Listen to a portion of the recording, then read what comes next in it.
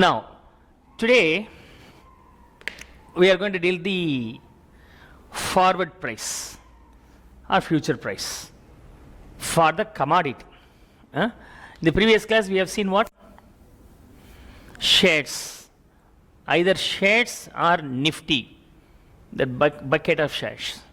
In this case, price of a wheat.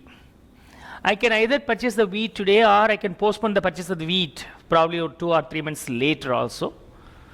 So if I postpone the purchase by entering into an agreement to purchase 3 months later will be the forward contract or future contract. Is it okay? You are aware about the future price. Usually what do we do? This is the spot price. This is what about the future price, probably some N period. Spot price. And what about the future price? Usually what you do? You need to add the interest component minus the dividend component. This is how we have seen in the case of shares. But in the case of commodity,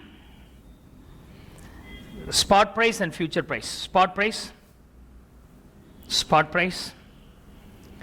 but we again add the interest component. There is no dividend, but we have to add, not deduct, add storage cost.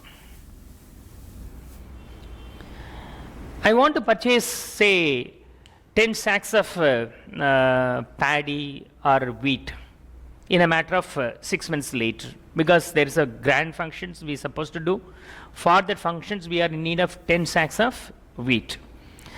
Today itself I have an agreement with the farmer to purchase it by the end of 6 months. What does he tell? So as I am supplying it only after 6 months, up to that period I have to prevent it. I need to put in a godown and I have to maintain the godown and I have to ensure not to waste anything kept in the godown. All these things put together collectively it costs me, I will demand something extra for that. In the case of share, if I am holding the shares, meanwhile before the date of delivery, if there is a chance of getting the dividend, I am pretty happy, so I deduct it. But in the case of commodity, I don't have any chance of getting anything. So I have to maintain some extra costs for the storage and all. So I demand for that also. And one core component or most important point that you have to understand here is convenience yield. Convenience yield is nothing but either I will take the 10 sacks of wheat today or 6 months later. If I take it today itself, what happens?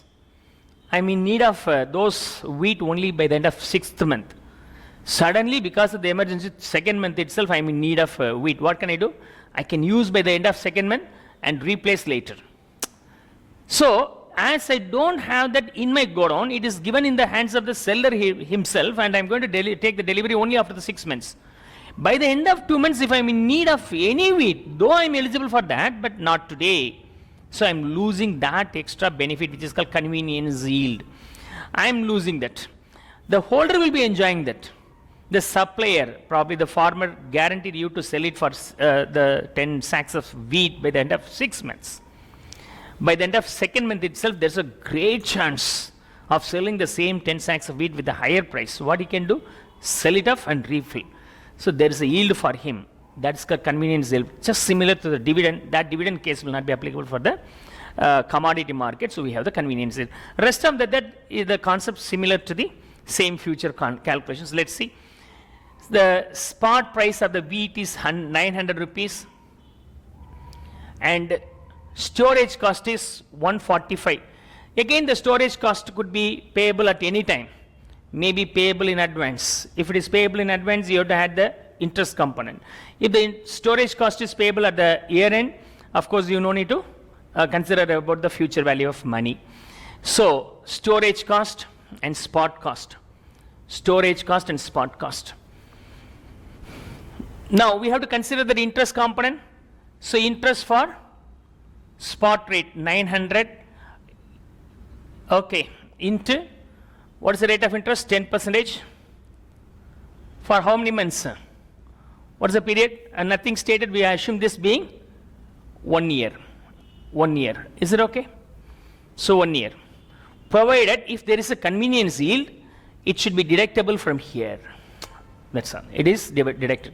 Actually, we have to depend on continuous compounding. In the case of continuous compounding, spot rate at 0th period and e to the power interest minus convenience yield. That's how we'll do.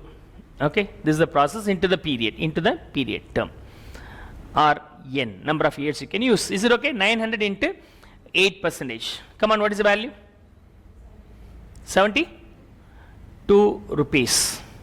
And in the case of storage cost, for that only now we have to calculate. For that also we have to calculate. So 145 into 10 minus 2% for 1 year. I assume that the storage cost is payable today itself. Okay, come on, what is the value? 11.6. Summation of all these 4 values will be the future value by the end of first year. Yes, 900 plus 145 plus 72 plus interest on that.